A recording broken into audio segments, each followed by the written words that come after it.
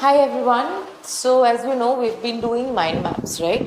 So today we will be doing the mind map for classification of plants. Now, plants have been basically classified on their availability of seed and type of seed. Basically reproduction, right? So the first two subkingdoms that have been created are cryptogamy and phanerogamy. Now the word gamy means marriage. Marriage is sexual reproduction, or in this case seeds, right?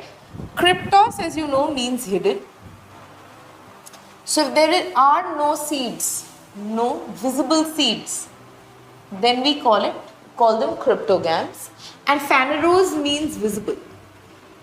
So if there are visible seeds, then we call them phanerograms. Okay. So now cryptogams have been classified on the basis of their body structure. Thallus shaped matlab algae. Why? Because they have undifferentiated body. Their body is not differentiated into root, shoot, right? Root system and shoot system. So undifferentiated body, that's algae, which can be further classified based on its color.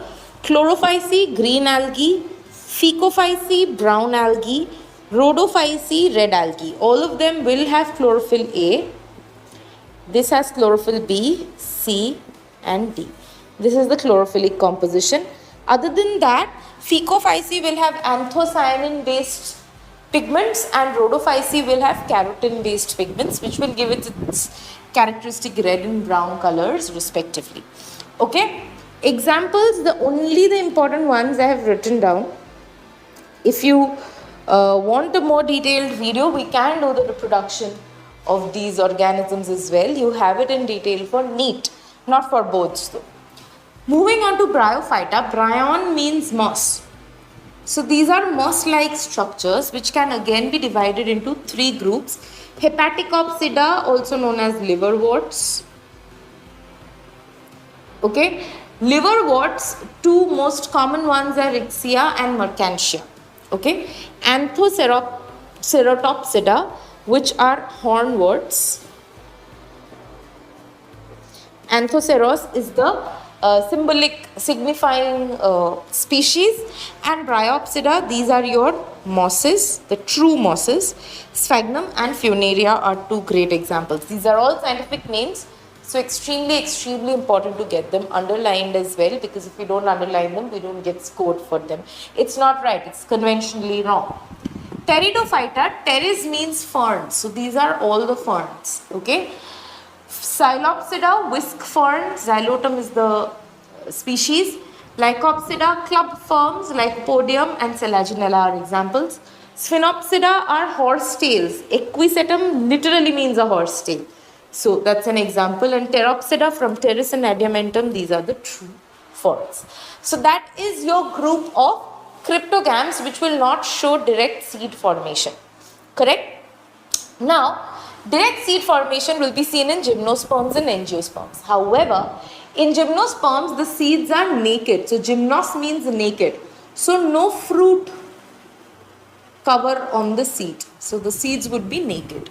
Okay. So, three classifications: Cycadopsida, Cycas is the example. Coniferopsida, all the conifers, so pines and cedars, so Pinus, cedrus, sequoia, it's the tallest plant species. And Netopsida, Netum, Ephedra, Ginkgo. Ginkgo is your Christmas tree. Okay. Angiosperms, angios means covered. So they are fruit bearing plants where the seeds are inside the fruits. Classification of angiosperm along with its complete structural discussion as well as reproduction is there in the syllabus. So we will be covering it in a huge portion within the syllabus in further videos, right? So I hope the mind map was clear to you. I will be giving you detailed videos on each of these groups. So keep watching. Thank you.